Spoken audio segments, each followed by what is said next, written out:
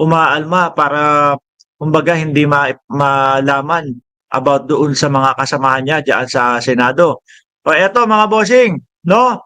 Yung sa Diskaya ho, mga kababayan, lalo-lalo na yung nakalaban ni Vico Soto diyan sa Pasig na si Sara Diskaya. Yung mga luxury asset po, mga bossing, yung mga ipinakita nila, no? Mga ipinakita nila eh mukhang iimbestigahan. Oh, 'di ba?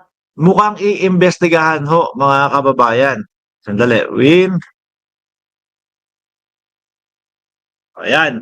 Mga luxury asset ni Sara Diskaya at ng kanyang asawa iimbestigahan at isa sa ilalim sa audit ng BIR.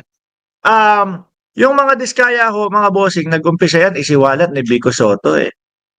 Nag-umpisang isiwalat ni Vico Soto at nakita nga ho mga kababayan, doon sa isang lugar, meron talagang mga hindi tapos na mga flood control.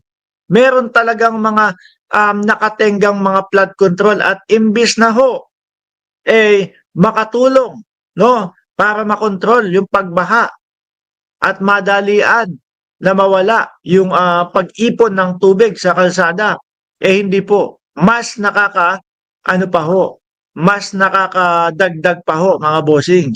Dagdag sa pagbaha kasi nababarahan ho yung mga kalsada eh. 'Di ba?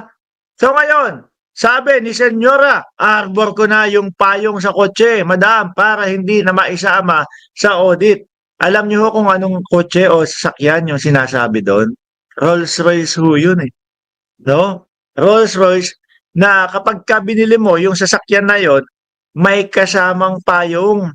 Yun nga po yung ipinakita. At eto din isa sa banat yata ni Vico Soto na mayor ng Pasig is bayad daw o binayaran daw si Julius Babaw ng 10 milyon sa pagkakaintindi ko.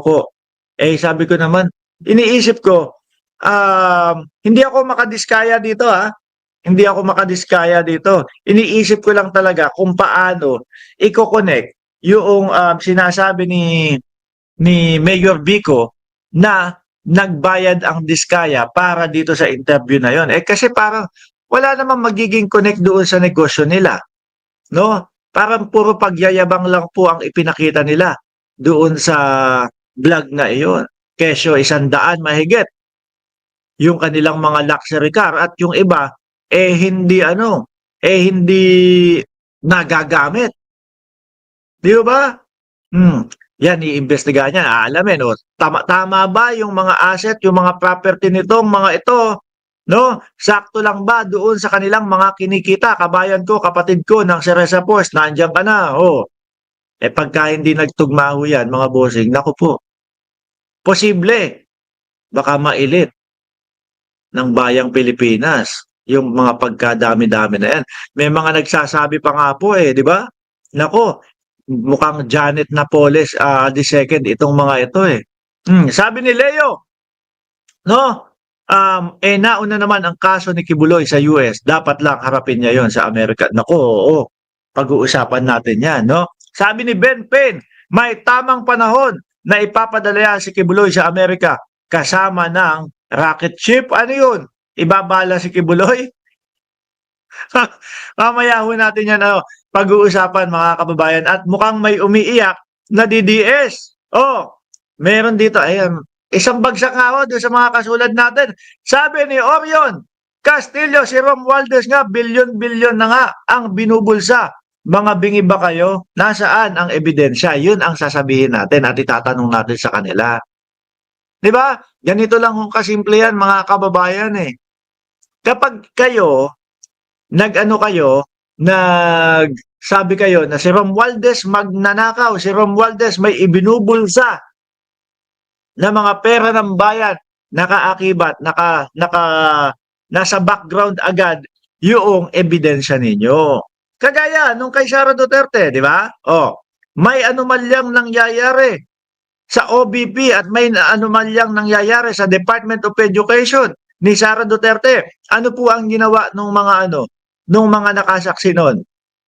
Nilabas nila yung ebidensya. Inilabas yung halos na mga resibo, no?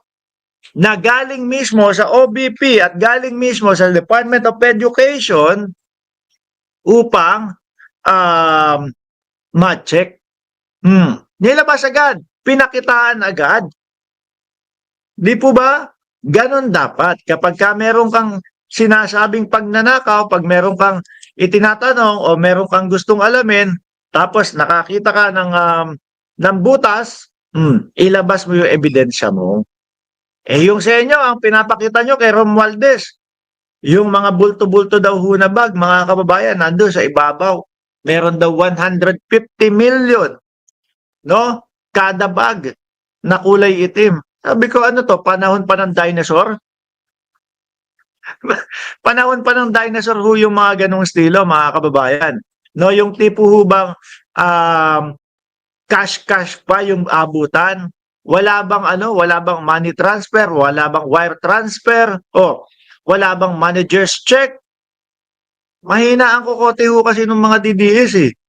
Di ba? O balik tayo dito. Nako, posible kaya na itong mga luxury asset ni Sara Diskaya, lalo-lalo na yung mga kotse ho, ay mailit ng gobyerno? Posible kaya iyon? No, kung sakali na mapatunayan, mga bossing. Sabi ni Siro Kanzaki, labas muna ebidensya laban kay House Speaker. Wala kasi yung mga DDSO sa pangunguna ng Vice Presidente, panayhugan yan. May utang sa akin ang Luistro. Hindi ako binayaran ng Luistro. Anak ng Tokwa nung sinagot ni Luistro. Wala na. Hindi na nagpakita, hindi na sumagot ang Vice Presidente. Tahimik na, nganga na. Ganyan lang ang mga DDS, mga kababayan. Wala po silang mga basehan, wala pong mga ipinapakita ebidensya. Basta babanat kami. Basta ang sasabihin ko, magnanakaw si Romualdez. Okay na yon. Paano pag hinanap yung ebidensya? Di wag ka na sumagot ulit. Di ba? Ganon na ganon yung mga Duterte, mga bossing. Sabi, grabe pala ang yaman ng mga Biskaya o Diskaya. Magkano ba ang nakontrata nila sa flood control at ano ang mga natapos nila? Dapat ma-lifestyle check sila at malaman kung saan nanggaling yung kayamanan. At yan nga po, mga bossing, ang gagawin sa kanila. Malaliman ho ito, ha?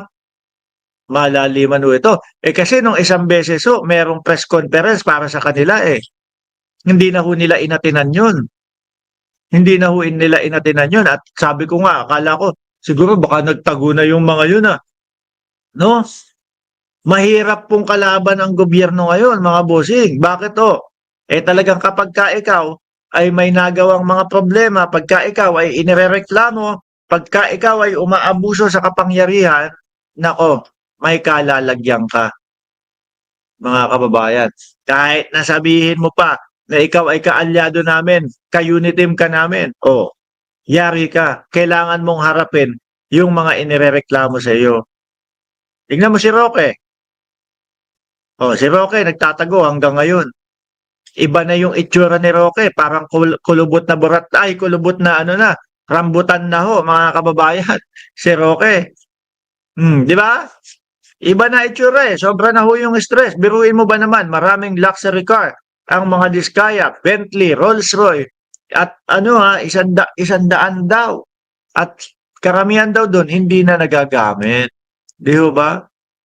Yan ang maganda, magkaalaman ho, mga bossing, no? Magkaalaman, baka kuha lang ng pondo ng gobyerno ang mga ito. Pag nakuha na, bahala na kayo dyan. Bahala kayo kung hindi matapos o hindi matapos. Importante, bayad na kami.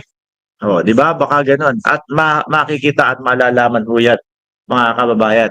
Kaya lang, ang iniisip ko, baka po pag pinatawag na doon sa mga hearing, hindi po sumipot. Kagaya po nung sa press conference ho, mga bossing.